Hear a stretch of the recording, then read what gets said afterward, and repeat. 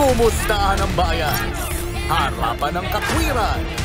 Tayong kapatid sa naguguluhan. Palarong panalo ang magkakaibigan. Pasasalamat sa kabayanihan.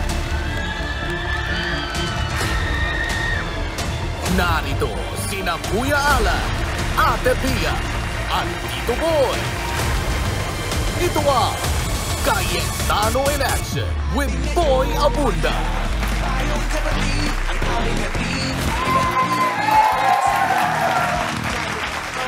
Luzon, Visayas, Mindanao at buong mundo. Welcome po sa Cayetano in Action with PA. Maupay nga gabi yung atanan. Ako po si Boy Abunda. Ako naman po ang inyong Kuya Alan, kakampi nyo sa batas. Ipaglalaban natin ang totoo at patas. Naman ang inyong Ate Pia, kampiyon ng kababaihan at kabataan. Handang ipaglaban ang inyong karapatan. Maraming salamat. Isang masaya at makabuluhang gabi na naman ang ating pagsasamahan ngayong gabi.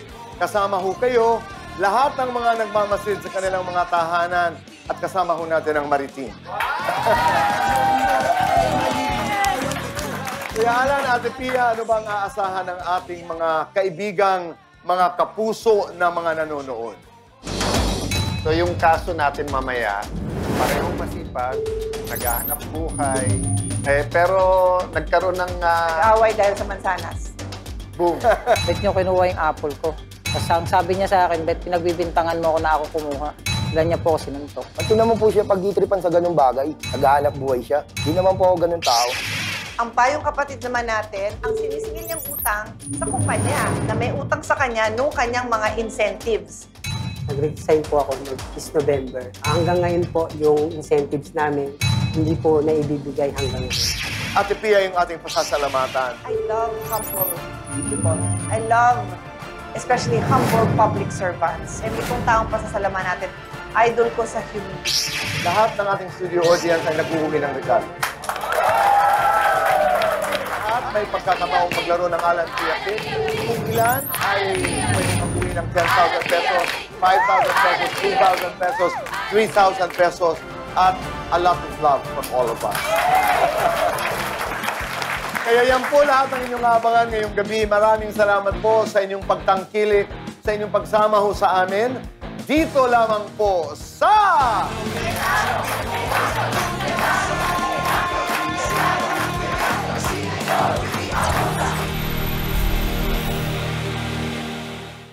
May problemang legal ka Yung ba? anak ko, kanyang 3 years old.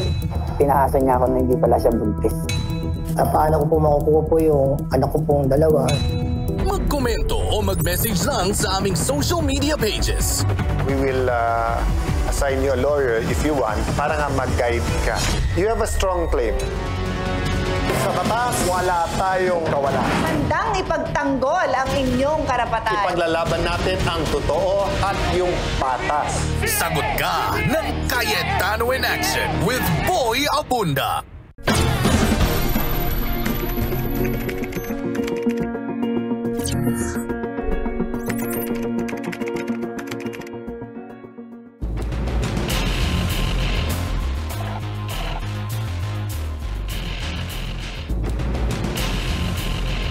Jovi, maraming salamat sa iyong pagdalo dito sa aming programa. Ano ang nirereklamo mo? Ang nirereklamo ko po, yung si alias Janjan po, kasi po binugbog niya po ako sa terminal. Kinuha niya po kasi yung apple ko. Nung kinumpronta ko po siya, bigyan na lang po ako sinuntok. Sinundan niya pa po ng sakal, tapos untog po na 2 beses. Pagkakilala kayo ni Janjan? Hindi po, kasi po bago lang po ako dyan sa terminal ulit kasi na-pandemic po ako eh. So, ang hanap buhay mo, Jovi, nagtitinda ka ng... Iba-ibang prutas po. Bumibili ka ba o naglalako ka lang? O Mahango po. O magkano kinikita mo? Minsan po, 500 isang araw, 600. Malaki na po yung 800 isang araw po. Nangyari ito sa may 20th Avenue. Sa may Cubao. Cubao po. Okay. Opo. May dala kang basket.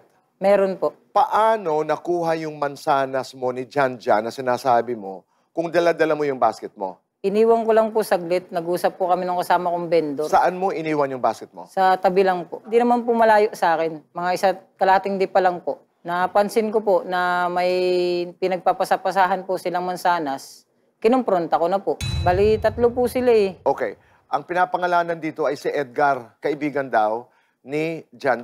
Opo. Ano ang nakita mo? Pinasa po kay Jan yung apple. Tapos pinasa naman po ni Jan yung apple na ibinulsa. Ibig sabihin yung pasa na bigay o parang niloloko ka na O, parang itinapon ganun sa'yo? po. Parang pong pinagtripan nila ako doon na itago yung mansanas. Nagtatawanan? Opo. Sinungaling po niya, sir. Nung kinumpronta ko na po, ang sabi niya po sa akin, huwag mo pagbintangan ng magnanakaw kasi hindi naman ako kumuha niyan. Tapos bigla niya po ako sinuntok. Saan ka sinuntok? Sa Dito pagkakaalala? po, sa ulo po. Ito? Opo. Pagkatapos? Sinakal niya po ako rito. Nakakanta ko eh. Mahigpit. Ito po, meron pa nga pong itim. Tapos? Tapos inuntog niya po ako sa pader 2 beses. Parang bakod po. So, nung nag-uusap kayo ni Jan, may mga tao? Meron po, May mga marami. pumipigil, may nanonood. Nanonood po. Pero yung isa pong lalaki doon na malaki yung katawan, yun po umawat sa kanya. Siya lang po ang inawat, hindi na po nila ako inawat. Kasi hindi po ako lumalaban eh. Sabi mo, 3 kasi silang nagpapasahan ng Oo. mansanas. Yung 2, hindi nakialam. Hindi po nakailam yun. Nanood lang po sila. So yung mansanas, noong nahuli mo, nasaan na? Naki-Jan na. Wala po. Nasa kasama niya pong isa, nasa bulsa. Naibalik ba ang mansanas sa'yo? Binalik po nila, kaso kinumpronta ko po muna sila. Anong dahilan kung bakit pinagpasapasahan nila? Basta kumuha lang ng Basta mansanas. kumuha lang po. Tapos, At hindi ka nila kilala. hindi po nila ako Paglingon mo raw, sabi mo raw, ba't nyo ninanakaw ang mansanas ko? Totoo ba yan? Hindi ko po kinumpronta ng ganun. Ang sinabi ko po sa kanya, huwag niyo kunin yung mansanas ko kasi may puhunan yan. Bigla pong sabi niya sa akin, bet mo ako pinagbibintangan ng ganyan, hindi ako kumuha niyan. Wala na po akong sinabi na magnanakaw siya. Yun lang po yung konfrontasyon ko sa kanya. Sa palagay mo, bakit kanya sinuntok? Sa init siguro ng ulo. Magalang ka ba? O Magalang po ako. Aha. Nakipag-usap sa kanila. Hindi ka lumaban habang sinusuntok ka? Malaki po siya sa akin eh, kaya di na po nakalaban. paano? Sumalag lang po ako. Sumalag ka lang. Sumalag lang po ako. Tapos nung nagpa-medical po ako, nagpa-x-ray na rin po ako. Pero yung ulo naman daw ay Opo, okay sa naman awa daw ng po. Diyos, okay Okay naman naman daw. daw. Binigyan ka lang ng gamot Gamot po, opo. para... Pag sumakit po yung ulo. Ano ang naging epekto noong pag-umpog sa'yo sa pader? Nasira po yung hanap buhay ko sa kanya. Hindi na po ako makapagtinda ng maayos. Kasi Pares po na naman iniisip tayo ko po naghahanap yung buhay. kaso ko na yung ganun. Tapos hindi pa po inaasikaso ng barangay. Ang laki na pong abalo sa akin. So ilang araw kang hindi nakapagtrabaho? 1 linggo po. Nagkaharap na ba kayo ni Jan? Nakaharap po namin kinabukasan si Kap. Ang sabi naman po ni Kap sa amin, mag-ayos na lang daw kami kasi abala pa raw po yun. Tapos wala naman raw po mangyayari sa kaso ko kasi marami pong gastos na mangyayari. Kaya makipag-ayos na lang daw ako. Tapos mag-sorry na rin raw ako kay Jan kasi ako naman raw po may kasalanan kasi kung hindi ko raw po sinabihan siya ng ganun, hindi niya rin po raw niya ako masusunod. Ano pang narinig mo sa kanya nung nagkaharap kayo? Siya pa po ang galit. Kasi po, Ano kung nga yung medical pinagbintangan mo, ko po sabi siya, ko, tapos bayado ako mo raw na po lang. may gana magreklamo. Tapos yung pangalawang araw po, pinapagalitan kami ni Kap. Sabi sa amin ni Kap, wait ka mag-ano ng kaso eh, ikaw may kasalanan, sabi sa akin ng ganun. 1 linggo na po napipending yung kaso ko, parang nawala na po ako ng pag-asa. Nung sinasabi ni Kap na ikaw ang may kasalanan, anong sabi mo? Sabi ko, Kap, hindi po kami mag-aayos niyan, magsasampa po talaga ako ng kaso. O kung hindi ko kayo mapag-aayos, bigla na lang po siyang umalis. Sabi kasi ni Jan, siya rin daw ay halos hindi na nakakapagmaneho nung, ano yata siya, tricycle driver, dahil narinig daw niya na ikaw daw ay may kaibigang pulis. At Hindi po. natatakot siya, baka damputin na lamang daw siya isa sa mga araw na ito. Hindi po kaibigan yun, sir. Anak po ng amo ko yun. Nagsumbong ka doon. Sa tatay po ako nagsumbong kasi amo ko po yung tatay niya. Nagbablatter po kasi kami sa barangay, kaso wala naman po nangyari. Doon po nagalit yung amo ko.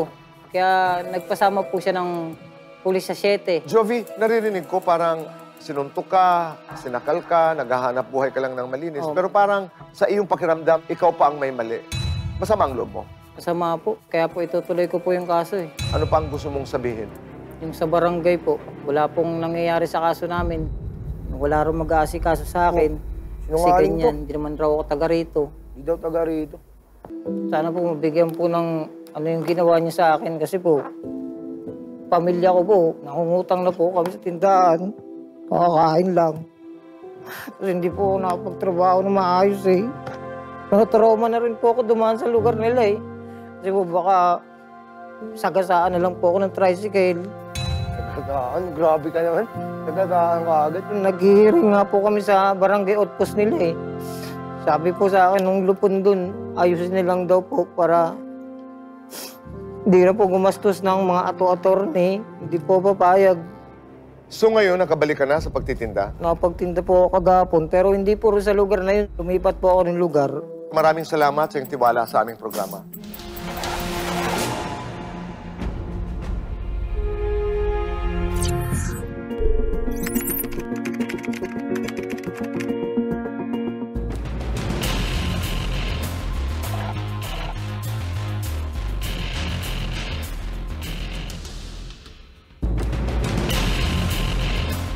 Diyan, narinig mo ang salaysay ni Jovi. Ano ang nais mong sabihin? Nasaktan ko po talaga po siya. Pinaya niya po kasi po ako sa terminal. Paano kanya pinahiya? Dayan niya po ako magnanakaw. Wala naman daw siyang sinabing magnanakaw ka. Meron po, Tito Boy. Sabi niya po sa akin, wala nang pong taong na magtitrip na bigla siyang masasaktan, di ba? So totoo bang pinagpapasapasahan niya? Ay, wala po nun, Tito Boy. Isang tao Walang mansanas na pinagpasapasahan? Wala pong ganun. Kasi unang-una po, di ko naman po siya kilala. Sa kanya na po galing eh. Ba't ko naman po siya pagtitripan sa ganung bagay?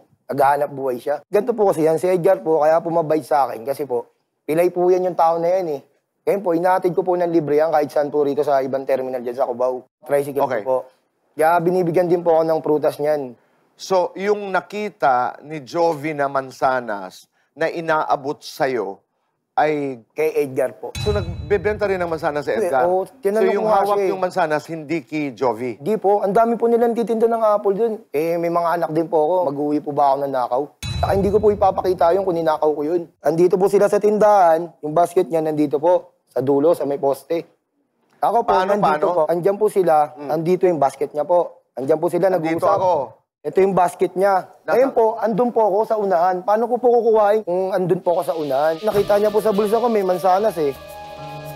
Eh, binigay po ni Edgar yun. So, nung nakaharap siya dito sa kaibigan niya, nandun ka, kita Opo, niya. kita niya po. Kaya andito yung mansanas niya, sir. Pero bakit mo naman siya sinaktan kaagad? Ba't mo siya sinuntok? Aminin ko na po kasi nasaktan ko. Siyempre po, ang dami po kasing tao niyan, sir eh. Ano po ba isipin sa akin ng maraming tao dyan? Magnanakaw akong ganun. Isang apple lang, sir, magpapakilala po akong ganun. Di pa ako magnanakaw, sir. Tapos binasag niya pa po sa harap yung apple. Dilim yung paningin ko sa kanya. Bakit niya binasag? Naagaw niya yung apple? Opo, inagaw niya po sa akin, pre. Sabi ko, tanongin mo muna kung kaninong apple. So, huwag kang ganyan sa akin kasi unang-una, hindi mo naman ako kabiruan eh. Hindi ba sinabi ni Edgar na, pare, sandali, akin yan? Andun po si Edgar sa bus. Sino yung pangatlong tao na sinasabi niya? Yung kaibigan ko po yun, si Tintin, kasi pinapauwi ko po yung apple. Tintin, babae ito? Lalaki po. Lalaki. O, Tin, uwi mo nga sa bahay kasi bibigay ko po sa anak ko sana eh. Kaya nakita niya eh, naninan niya sa amin yung apple, kinompontra niya kami na ganun eh. Ang sinasabi mo, ang akala niya, yung nakita niyang apple doon, ay nanggaling sa basket. Oo, akala niya po. Anong mga nangyari? Ano pang nais mong idagdag? Eh, pinapabalik naman po kami ng barangay. Pangalawa po namin rin kasi gusto po ata nila, i-direct filing naman po ako eh. Sinabihan sila ni Gap, wala namang ganun, kailangan maglupon muna kayo rito.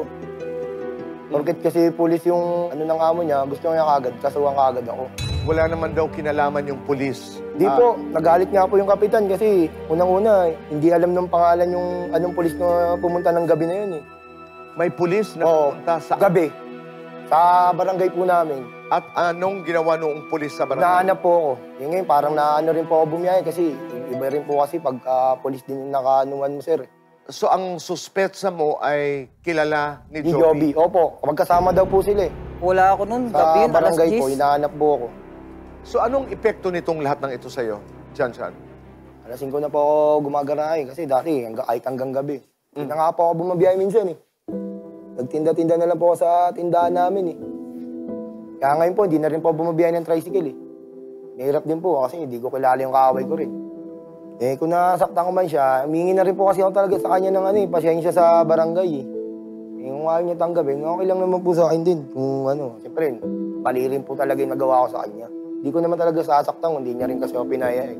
Kaya laging mga inanay sa barangay, Tito Boy, na Pre, pasensya ka na. Kung gusto mo, ayusin na lang natin to eh. At ang sabi niya, Hindi nga ako Ayaw niya. pinakasikaso sa barangay niyo eh. Kung gusto niya ata, Tito Boy, sinabihan niya akong magnanakaw. Gusto niya pa ata, mag-thank you ako sa kanya eh. Siyempre, nagalit talaga ako. sige Jan, pagpatuloy natin ang pag-uusap natin kasama si Kuya Alan at Ate Pia. Po. Pero maraming salamat sa tiwala mo sa amin. Sige po, sir.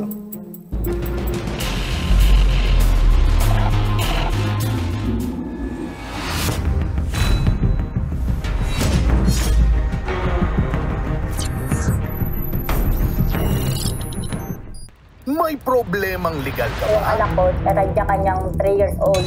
Pinaasa niya ako na hindi pala siya buntis. Paano ko po makukuha po yung anak ko pong dalawa? Magkomento o mag-message lang sa aming social media pages.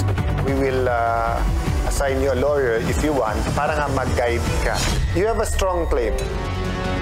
Sa batas, wala tayong kawalan. Handang ipagtanggol ang inyong karapatan. Ipaglalaban natin ang totoo at yung patas. Sagot ka ng Cayetano in Action with Boy Abunda. Tayo na babalik po dito sa Cayetano in Action with Boy Abunda. Face to face, narito po ang nagrereklamo si Jovi. At ang inirereklamo po, narito si Jan.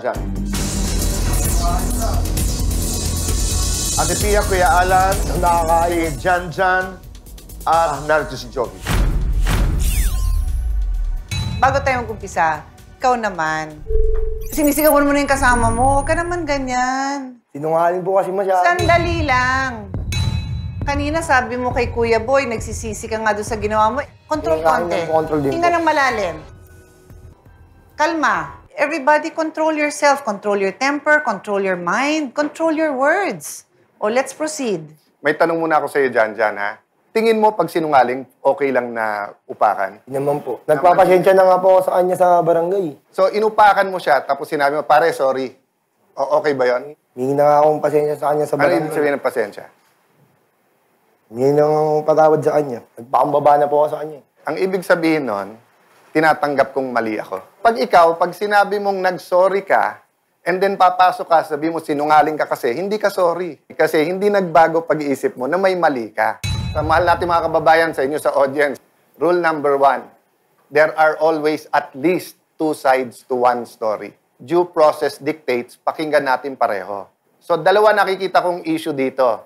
Ikaw ay nasaktan na yung dignity mo naapektuhan. But secondly, yung response mo doon.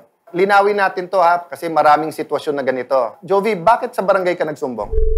Doon po kasi yung sabi sa akin nung Project for Hospital, pabalater raw muna ako. As a general rule, ang peacekeepers natin, ang law enforcers natin, police. As an exception to the rule, ginawa yung barangay justice system. Dahil nga, kung tayo'y kasuhan ng kasuhan, katulad ng ibang country sa West, hindi mapro-promote na community. Pangalawa, mapupuno mga korte. Pangatlo, baka yung mga ganitong klaseng away na lang ang inaatupag ng ating mga mahal na polis, paano yung laban sa droga? Karnaping, kidnapping. Eto problema sa kaso nyo. Hindi naman kayo magkabarangay. So, meron lang siyang jurisdiction dyan kapag ka pumayag ka. Kasi hindi ka naman taga ron eh. Kung sinabi mo kay Kap, magpapail ako, karapatan niya yon. Pwede siyang dumiretso sa pulis. As a general rule, walang problema tumakbo kagad kayo sa pulis. Bakit? Kasi kung mali ka man at sasabihin sa pulis, hindi mo na sa amin, diyan ka sa barangay, hindi naman madidismiss ang kaso mo. When a crime is being committed, pwedeng magrespondi kagad yon. So may rumble ngayon, tumakbo ako sa pulis, tinawag ko, abutan pa nila, pwede na lang hulihin yon. Mas simple yung kaso. Napa-apprehend na yon, na-aresto na iyon. Theoretically, pwede ka rin magsumbong sa barangay. Kung nagkakagulo, pwede lang awatin.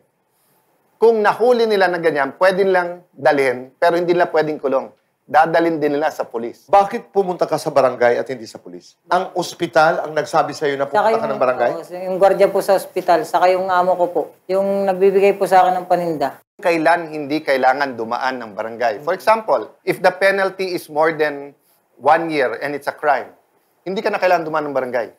But basically, ang purpose nga nung barangay, kasi community kayo eh, para hindi kayo mag-away. But like in this case, di ko kilala kapitan nyo, I will assume he was fair. Pero kung papakinggan ko lang si Jovi, hindi ako magugulat kung kakampi ng konti kay Janjan. Bakit? Si Janjan, taga ron. Ngayon naiintindihan ko na kung bakit ang reaksyon ng barangay captain ay pag-usapan nyo yan, ayusin nyo na lang yun. Kasi hindi ka pala taga doon. Yeah. Kaiba kasi yung parang pinagtatanggol pa niya si Janjan at iba yung nakita niya kasing umamin si Janjan. Eto question ko sa'yo. Tingin mo ba sincere si Janjan sa paghingi ng sorry sa'yo? Hindi ko lang po alam. Siyempre, baka balikan niya ako. Delikado po yung buhay kasi sa kalsada po ako nagtatrabaho eh. Alisada lang press time nagtatrabaho. Bumibiyay lang din akong tricycle. Siya ba safe siya sa'yo? Safe po yan. Ikaw naman nagsabi, may kaibigan siyang pulis. Minsan, hindi mo feeling na safe ka. So, ikaw naman tatanungin ko, safe ba siya? Mabait naman yung mga pamilya na yun, sir. Klaklaruin ko ha, walang masamang pumunta ka sa pulis. At walang masama na yung pulis ay pumunta sa barangay at hanapin ka kasi nga may complaint ka. Ang masama kung yung pulis ay magbibigilante. To be fair dyan, no? Amo na rin naman niya nagsabing sa barangay muna pumunta eh. Opo. Kuya Alan, may isang detalye lang na babother ako. Kasi yung sa kwento mo, iniwanan mo yung basket dito. Di ba? Nakipag-usap ka sa kaibigan mo. Paglingon mo, Opo. pinaglalaruan na nila yung isang mansanas. Ang naratiba naman ni Janjan, nakaharap ka dito, nandun sila. Nandito yung basket mo. Dito po sila galing. Umikot po sila eh. Nakita mo, kasama si Edgar. Oo. Nauna po si Edgar umabante. Nagbibenta rin siya ng mansanas. Wala po siya tindang mansanas. So, kasi sa punto ni Janjan, hindi yun kasama sa paninda mo. Hindi, akin po talaga yun kasi wala naman po silang tindang mansanas. Sila dyan eh. Paano sinabing wala ron? Bago ako magtinda ron, sila muna nagtinda ron. May pangalan ba yung apple mo? Pero hindi mo nakitang sa basket mo kinuha. Hindi ko po nakita sa basket yung... Pinagkumpara ko po sa iba ko paninda, magkakaparehas. Nabawi mo yung mansanas, di ba? Opo, sa bulsa. Ni Tintin po. Sinoli naman sa'yo. Sinuli po, kaso po nahulog po yung mansanas, nabasag po. Doon ko na po siya pinampronta. Sinasag mo, maganda nga yung CCTV ron, makita talaga yung Oo, parang- Kasi yung pagbibintang mo, yung pangit yung pagbibintang mo. Aminin ko, nasaktan talaga kita, pero yung pag-ano magnanakaw, di ko aminin yan. Paano ang pagkumpronta mo? Sabi ko, huwag niyo kunin yung mansanas. Hindi ko kinakampihan si Janjan, ha? Opo. Pero there's more than one way to call a person na magnanakaw, ha? Opo. Maaring hindi mo ginamit yung salitang... Magnanakaw, pero yun na rin. Pero yung nakarinig nun, ang dating sa kanya, tinawag mo na siyang magnanakaw. Paano niya sinabing magnanakaw ka? Nakamuha tayong pinagtitripan mo ba ako, tapos binasag yung apple sa harap ko. Ang punto ko lang, the mere fact na inaccuse mo isang tao, Pinubok na ako that's a way of telling a person, accusation na yon. Lesson number 2, ha? Hindi mo kontrolado ang aksyon ng iba, pero kontrolado mo reaction mo. Maaring totoong napaya ka dahil sa kanya, pero makukulong ka hindi dahil sa kanya, dahil sa'yo. Dahil yung reaction mo ay kontrolado mo. The only way that you can justify yung pananakit sa'yo na kapag ka dumedepensa. Janjan, hindi ka namin madidiktahan. Yung sorry na sa puso talaga yon, hindi sa bibig. Ikaw naman, hindi kita madidiktahan na mag-file ka o hindi mag-file. Nanay ko nagturo sa akin ito.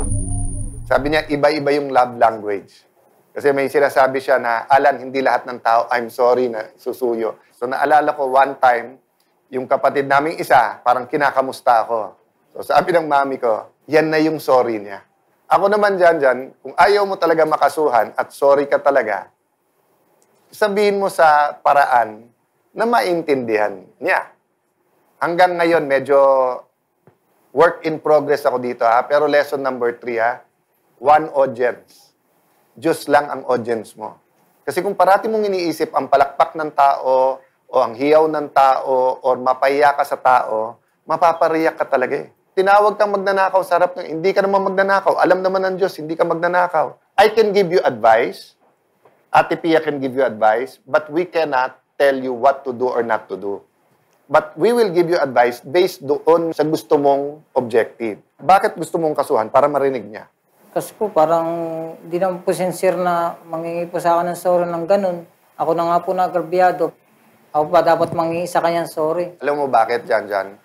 Kasi ang ano mo mali ako eh. Pero kasi pinahiya mo ako. So, parang lumalabas, siya pa may kasalanan.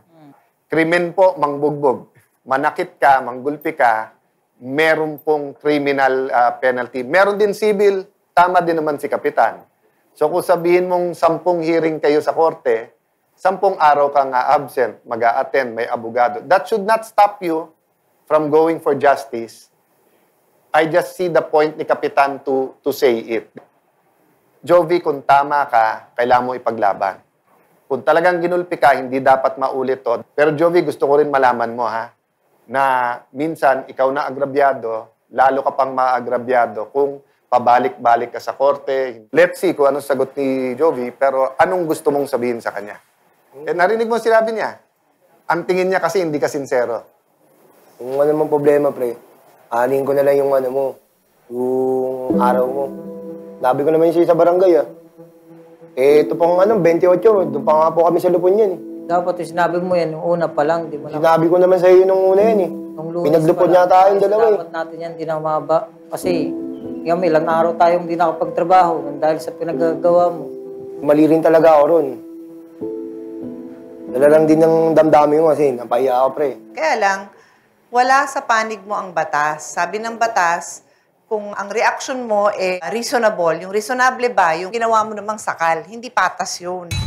Tinawag ka man kahit hindi sa salitang magnanakaw, kaya lang, dahil mali ang iyong reaksyon, ikaw ngayon ang may kasalanan. Hindi ka ng maayos na tawad at sana ito yung manilbihang leksyon sa'yo. Alang-alang sa minamahal mo sa buhay na hindi ka kailangan bisitahin sa kulungan. Opo, ma'am. Kung ako nagtatago at hindi ako makapaghanap buhay dahil mali ginawa ko, kasalanan ko yon. Pero siya naman, kung hindi siya makapaghanap buhay dahil ginulpi siya, ang trauma is a scientific fact. Kung ma-prove niya sa korte yon, ikaw nag-cause nung trauma. So kung korte ito at west ako, at sabihin mo, sir, takot ako, inahanting ako ng polis. Ikaw takot ka kasi may ginawa kang masama. Therefore, kung hindi ka pumapasok, kasalanan mo yon. Siya, kung meron man siyang ginawang masama, yung pag-a-accuse sa'yo, hindi po justification yan na gulpihin siya. I have to tell you, Jan, kung uulitin mo lang yung ginawa mong pagsosorry, huwag mong iisipin babaguhin niya. Kung ako, ikaw pare, sorry na, ikaw magbenta ka dun araw-araw, ako gugulpi sa gagalaw sa'yo. Yun. Sa barangay nung sinabi mong sorry ka, anong in-offer mo sa kanya? Wala Anin po. ko na lang yung ano niya. Sorry lang. Sorry lang po. Cheap ang sorry eh. Libre yun, sorry. Kaya ka na talaga, pre, ah. Hindi ka naman gagawin sa'yo yun, eh. Hindi mo nagawa ako, pre. Huwag kang mag-alala, hindi naman kita amin doon. Sige, atid sundo na kita. Saka ba umuwi? Alam ko na mabait kay. Yung approach mo kasi sa akin, ang pangit kaya ako... Pasensya ka na. Kaya mo na, hindi na maulit yun.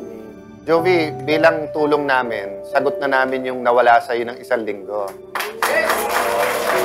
Ako rin tutulong din ako, Kuya Alan, sa kanilang dalawa. And friendship is more than enough. Salamat sa tiwala nyo. Sana itong nangyari sa inyo ay maging isang ehemplo, maging isang basihan sa iba na unang-una, wag mauna yung init ng ulo mag-akusa. On the other hand, kahit mali na yung ginawa sa iyo, 2 wrongs that not make a right. Isa namang rider po na may problema sa kanyang 13th month pay at sa kanyang incentives ang hihingi ng payong kapatid. Mula kay Ate Pia at kay Kuya Alan, dito lamang po sa pagbabalik ng...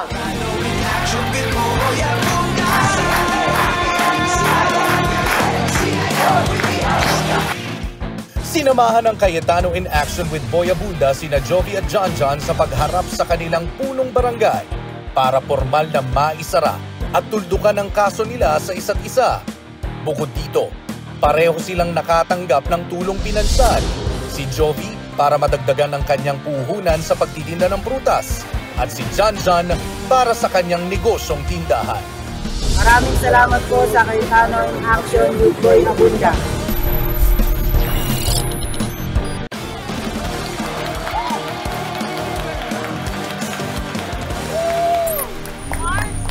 Nag-deliver na ba yung mga in-add to cart natin kagabi na mga curler? Ganang order kasi. Nangyari.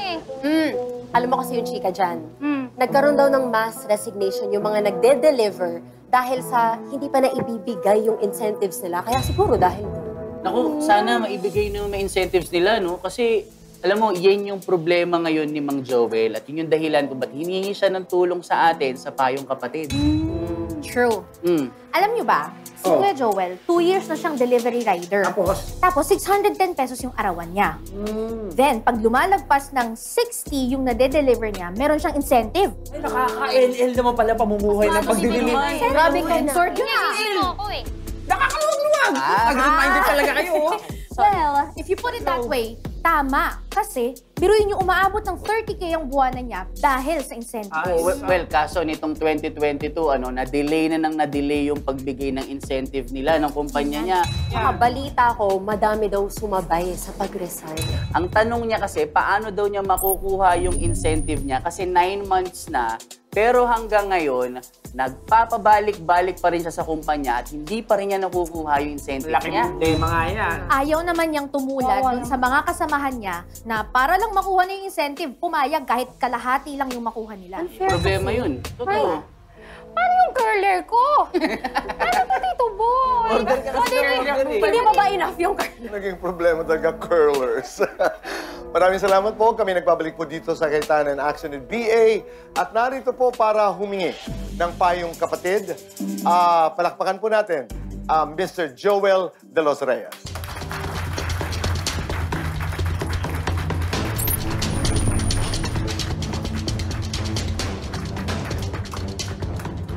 Joel, Ate Pia, Kuya Alan. Hello, Joel. Welcome, Joel. At unang-una, siguro in your behalf, sa serbisyong ginawa nyo, lalo during the pandemic. Salamat, Joel. No? Kwento mo nga ng konti yung nangyari sa'yo. Nag-resign po ako this November. Sa agency? Yes po. Nung 2022? Hanggang ngayon po, yung incentives namin, hindi po naibibigay hanggang ngayon. Kaya po, lumapit po ako sa inyo para humingi po ng tulong. But just to go back, konti pang background, no? So sabi mo, hindi na ibigay pati incentives. Yes, sir. Kwento mo ng konti, ano tong incentives na to? Ang daily rate ko po is 610 pesos. Sa isang araw? Apo, meron po kasi kaming tinatawag na productivity rate. Okay. Hindi po kami lalabas ng 60 peraso lang. Dapat 100 po pataas. 100 po, minsan po 150, 200 plus. And then yung incentive, pagka... Yung incentive po, mag-start po sa 61. Meron ka ng incentive na magkano? 10 pesos po. Ano yun? 10 pesos per parcel? Yes po. Pero additional sa sweldo mong 610. Yeah. Opo, Ate Pia. And tuwing kailan binibigay sa'yo yun? Sorry. Sa isang buwan po na pasok namin, 2 weeks lang po yung nire-release nila. Hanggang sa nung 2022, mula nung May, hanggang sa bandang huli po, naging 1 week na lang po yung binibigay. Pero pagpasok mo pa lang, ganun na yung usapan. 610, and then paglampas ng 60, yung 10 pesos na incentive. Tama ba? Tama po. Kailan ka pumasok? More or less. Anong year? Year 2020 po. Okay. Yung You were asking, ate? May iba pa bang benepisyo? May iba ka ba bang kiniklaim? Yung 13th month, may binanggit ka rin. Opo, yung 13 month din po. Okay, 2 questions. So, pag-resign mo noong November 2022, nakatanggap ka na ng final pay mo? Ibig sabihin, lahat ng utang nila sa'yo? Hindi pa po. Hindi pa. Okay, second question. Nung nag-resign ka, ano ang mga utang na sa'yo by that time? Incentives po. So, yung sweldo na ibibigay naman, On time po. pero yung incentives ang hindi. Opo. At yun lang yung dahilan kung bakit ka nag-resign. Opo. So, meaning kung tuloy-tuloy nila yung incentive mo, hindi ka nag-resign. Aalis ka na rin Hindi po talaga. ako alis.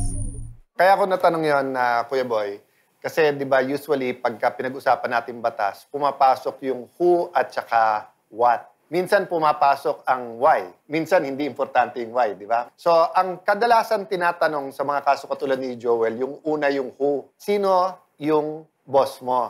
Kasi sinabi niya, sa agency po ako. Right. So, kaya importante yon kasi kailangan alam mo who, sino, ang sisingilin mo. Tama, di ba? Ang nagpapasweldo sa inyo, hindi yung kumpanya nagsesell ng items at saka packages, di ba? Ang nagpapasweldo sa inyo yung agency po. Agency, okay. So, klaro yon na sila ang liable, okay.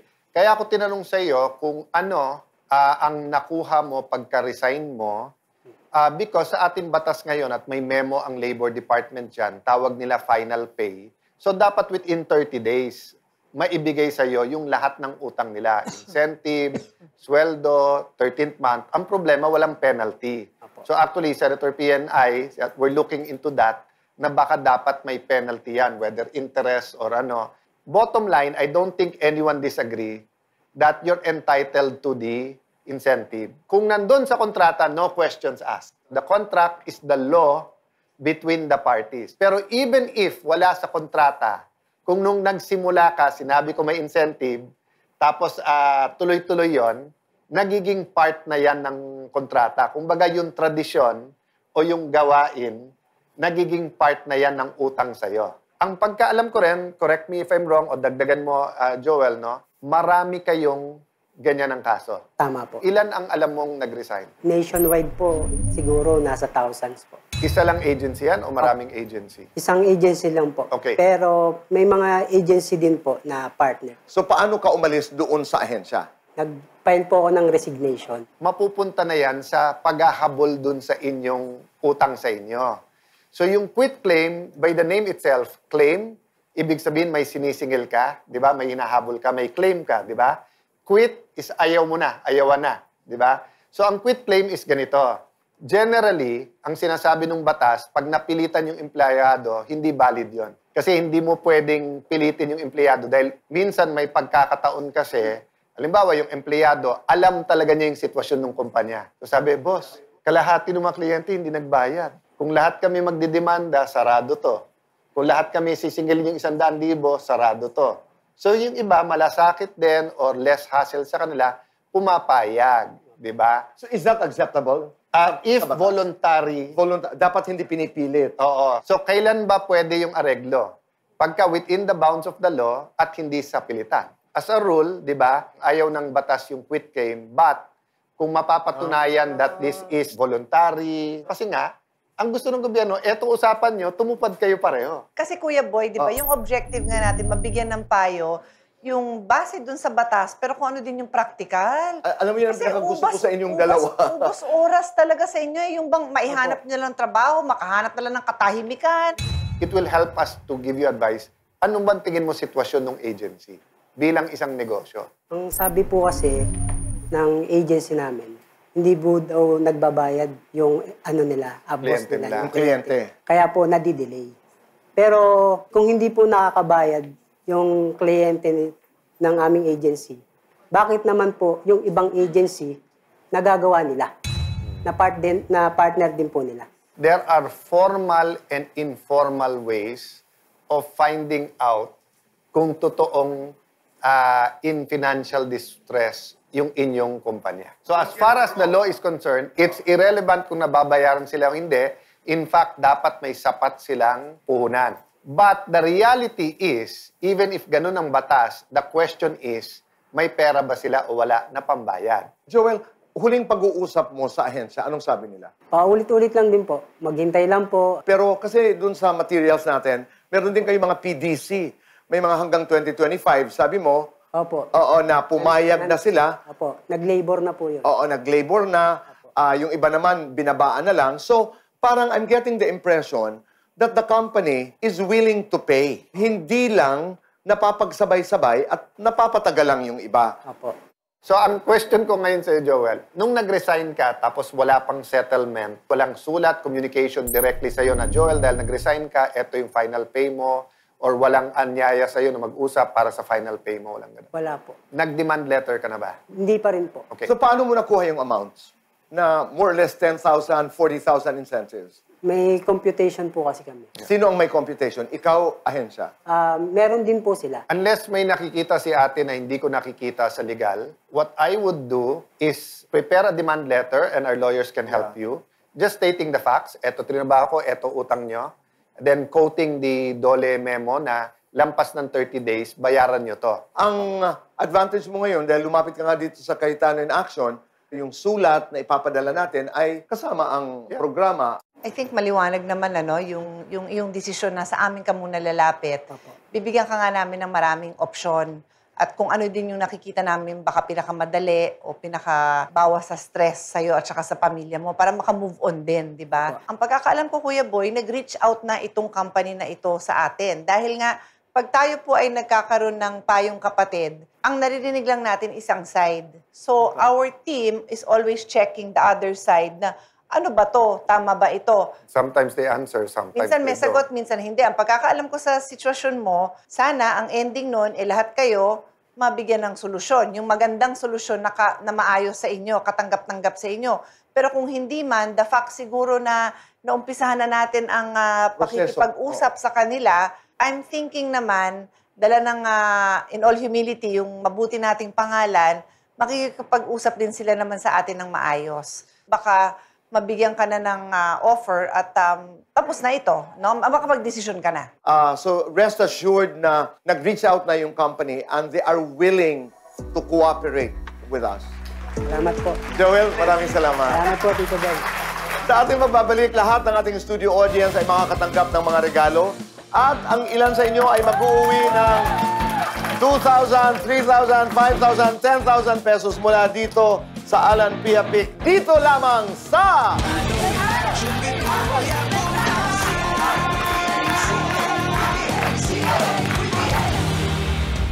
Mabibigyan na ng tseke si Joel at ang mga kasamahan niyang delivery riders mula sa dati nilang agency.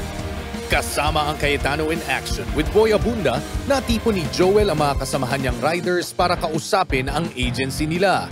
Nakipagtulungan naman ang agency para maipaliwanag na rin ang hinarap nilang issue sa kanilang kliyente at kung paanong sa kabila nito, unti-unti nang nag-aabono ang agency para mabayaran ang mga riders. Siniguro rin ng agency na kasama ang pangalan ni na Joel sa mabibigyan ng tseke sa mga susunod na linggo. Hindi kami tumatalikod sa inyo. Nandito kami, nagpapasalamat sa inyo, nagpapasalamat sa CIA kasi batas, balanse. Maraming salamat sa Cayetano in Action, Boy Abunda! Cayetano in Action with Boy Abunda would like to thank Ensaymada from La Luna Cafe. Come home to a delicious tradition. We're located at 103 ML Quezon Avenue, Hagonoy, Taguig. Cayetano in Action with Boy Abunda would like to thank SMC Infrastructure, building a better world. Rica de la Merced Furniture Designs. For inquiries, call 0922-853-1668.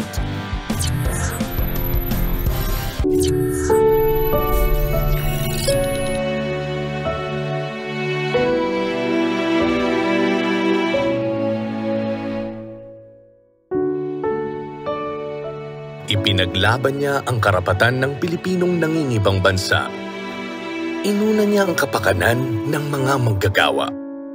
Ibinigay niya ng buong puso ang serbisyo sa bayang hindi matatawaran.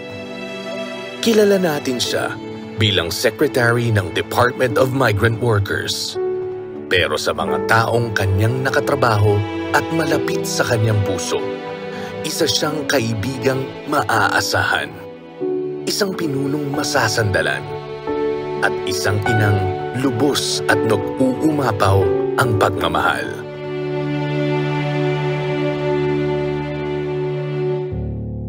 Masayang kasama, katrabaho si Sec Toots at wala laging problema dahil kilala nyo naman siguro siya, no, yung personal niyang pagkatao at yung pagiging public servant ay consistent ang kanyang mga behaviors. Si Sec Toots, kung i-describe ko, sobrang diretso. Gusto niya laging nasa tama, yung hindi lamang yung ginagawa niya, pati yung mga kasamahan niya. Pero may lambing, hindi siya madamot. Hindi siya madamot sa impormasyon, hindi siya madamot sa pag-mentor, sa lahat ng mga experiences niya. Even before she became the secretary, alam ko na yung work ethics niya. Kabisado niya eh. In the sense na pati yung minute details, she was a true public servant in the true sense of the word. Yung impact sa akin ni Sec Toots, iba-ibang level. Una, yung kanyang pagiging anak. As a daughter, napaka-dedicated niya, very proud of her pedigree. And then as a mother, napaka-dedicated ni Sec Toots. Single mother siya eh. Pangatlo, bilang babae, a woman leader that she was, napaka-simple, yung integridad niya, intact, wala kang masabi. Yung impact niya sa akin, imagine, Ang una kong boss sa gobyerno ay isang Secretary, Susan Ople, na isang matapat, isang matalino, at isang leader talaga na diretso at may puso. Ang pinaka hindi ko siguro makakalimutan na natutunan ko sa kanya, yung pagiging selfless public servant niya. At second, yung pagiging passionate niya sa kanyang advocacy as a true believer in the rights and protection of the OFW. The father of the law creating the Department of Migrant Workers and the former Secretary of Foreign Affairs like my father, Senator Alan Peter Cayetano. Sa mga nakaraang taon, sa kabila ng pakikipaglaban niya sa kanyang sakit, nagpatuloy rin ang laban niya para maprotektahan ang ating mga kababayan. Nawalan man tayo ng isang huwarang lingkod bayan, magpapatuloy naman ang legasiyang kanyang iniwan. Yung pinakamahalagang legacy na naiwan ni Sec. Toots sa atin, at lalo na sa mga kababayan natin, ng mga migranteng manggagawa, siya yung nanguna para talagang maging operational at ma-constitute yung Department of Migrant Workers na isinabatas noong 2021. So, yung pinangarap ni Sec na makapagtalaga ng tahanan ng OFW sa gobyerno, yun ay napaka-importanting legacy. So, sana yung naitayo niyang pundasyon, bubong, at haligi ng tahanan na yun ay mapangalagaan ng mga taong maiiwan dito sa department. Ang pinakamahalaga na legacy na sa tingin ko iiwan ni Sec. Toots or iniwan ni Sec. Toots sa migrant workers at sa amin dito sa department, yung salitang sakripisyo. Kasi sa pananaw ko ngayon, looking back, kahit na alam niyang meron siyang nararamdaman, never ko nakita, kahit abroad or dito. So, yeah.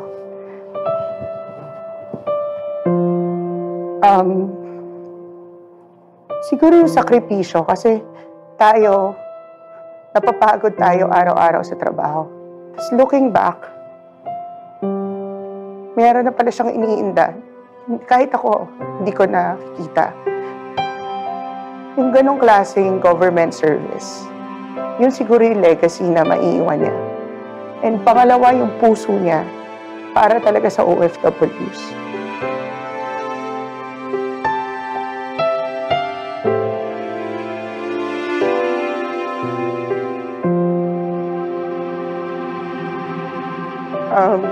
Alam ko gagabayan niya tayong lahat, kami dito sa department.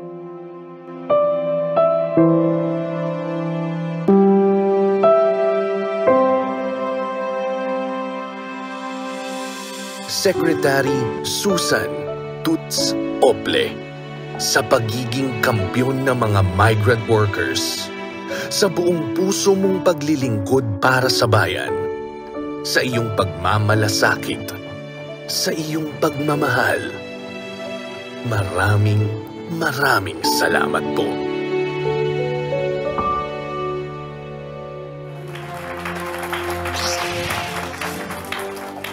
Maraming salamat, Sec. Toots Ople. At ngayon po ay kasama ho namin dito sa Cayetano na Action ang kanyang unika iha, ang nag-iisang anak, si Stel. Stel, maraming salamat. Salamat din po for doing that nice tribute on my mother. Salamat po. We're very proud of your mom. So, it's very painful na wala na siya. And I love her brand as a public servant, di ba? Yung very humble, always smiling, yung talagang public servant heart. Sa mga nanonood na na-touch ang buhay niyo ni Secretary Toots, tulungan natin siya sa kanyang advocacy na mapaganda buhay. By the way, hindi lang ng OFWs, ng pamilya ng OFWs. Yeah, she's very consistent with her passion to help the working class, to help people who labor every day. So, pagbigay ng inspiration, but also CIA with BA, the second purpose, no, is if in our small way, whether promoting yung cause on the show, or helping them with funds, or helping them organize events, whether dito sa Ciudad ng Taguig or anywhere. So, I know binulong na namin at alam namin napakaraming nagbulong sa inyo. But we want to continue to partner, whether sa foundation nyo or may mga binulong ako sa yung ideas. Count CIA-UTBA in sa inyong mga susunod na events and then sa gusto nyong legacy project para sa iyong nanay. At hindi lamang yung mga napanood ho natin, mga nagpasalamat po kay Sec Toots, may mga nais na ibahagi sa ating mga kwento. Meron pa pong mga nais magpasalamat. Estel, narito po ang iba sa kanila. Panuurin po na.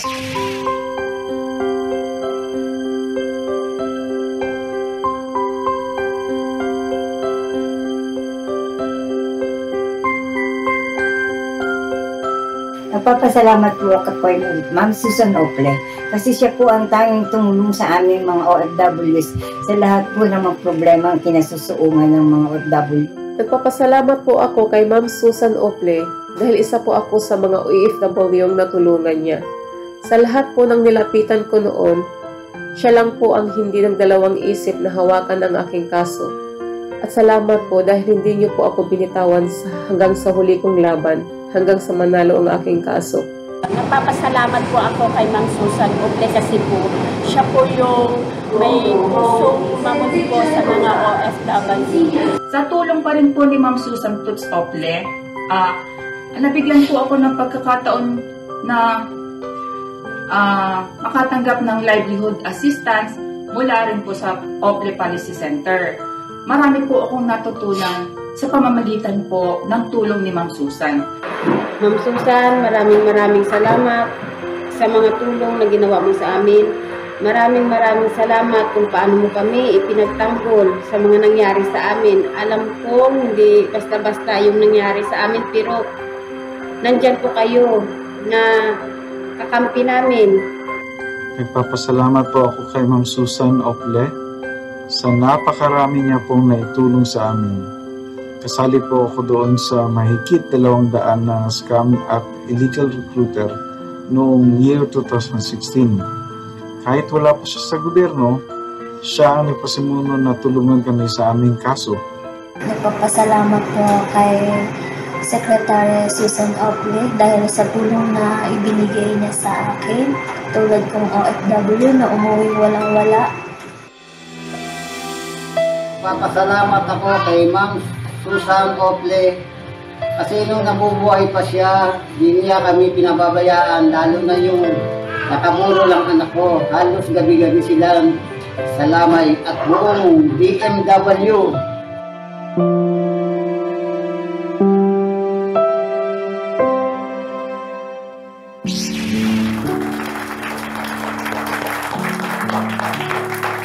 Phil, would you like to react to those messages for your mom? Nagpapasalamat po rin ako sa kanila kasi po hindi nila nakalimutan yung mommy ko. A lot of them became volunteers also. Some of them are now helping fellow OFWs. So parang yung pagtulong sa kanila ng mommy ko, parang ipinantulong din nila sa iba. Yun lang din po siguro yung may papasalamat ko sa kanila na parang pinagpapatuloy din po nila yung ginawa ni mommy. At ipagpapatuloy mo ang lahat ng ginawa ng iyong mommy. Tough challenge, but that's why the Ople Center is there. Maraming salamat. Huwag po kayong aalis. Dahil magbabalik pa po ang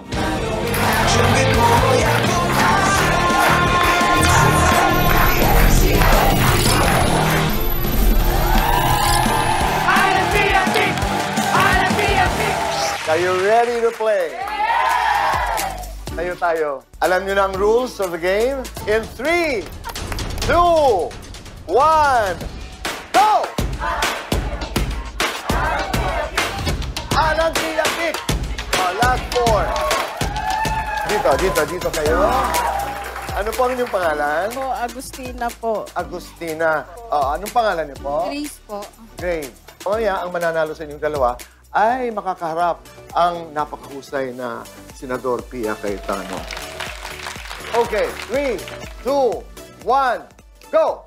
Alang Pia Pik! Alang Pia Pik! meron siyang premyo. Di ba? Yes! Maraming salamat. Pangalan? Senior ko na ng dog ni Don po. Francisco po. Halimbawa, manalo, anong gagawin mo naman sa premyo? Pambili po sa mga needs sa bahay. Oh. And sa school po. Sa CE review. Oh, ang ganda naman. Okay? So, dito, harap tayo. 3, 2, 1, go! Meron ng consolation prize na 2,000 mula kay Ate Pia. Narinig ko magsi-civil engineering review ka. Sa Taguig kasi nagbibigay ng ng allowance para sa mga nagre-review. But, meron din naman tayo. Pero sa PUP ka, pasok ka na rin. Ito naman, konting kasiyahan for your family. Thank you. Thank you very much. Okay. Ate Pia, Yes. tayo naman dito, maglalaro na. 3, 2, 1, go! 10,000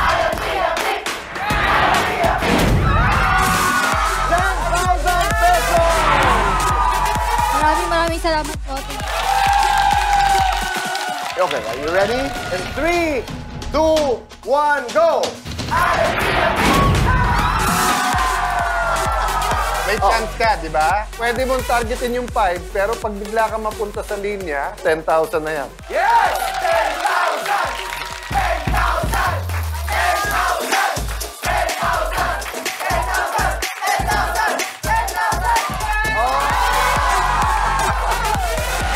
Maraming salamat.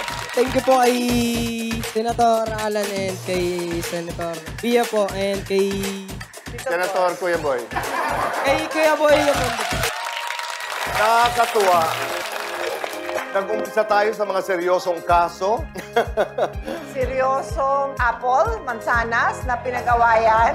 Ako, Kuya Boy, a wrong does not correct something also that's wrong. So tayo po man ay makatikim ng injustice, huwag mong suklian ng mas masamang injustice kasi pare-pareho lang kayong mapeperwisyo.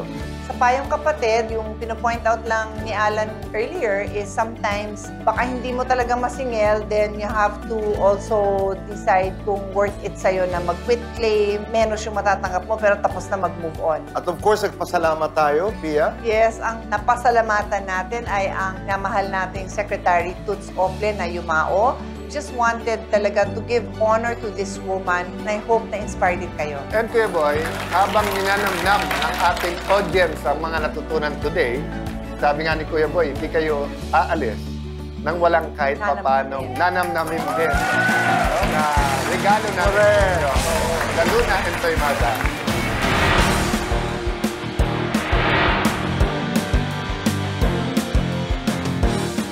Maraming salamat. Palakpakan natin ang ating studio audience. Thank you very much.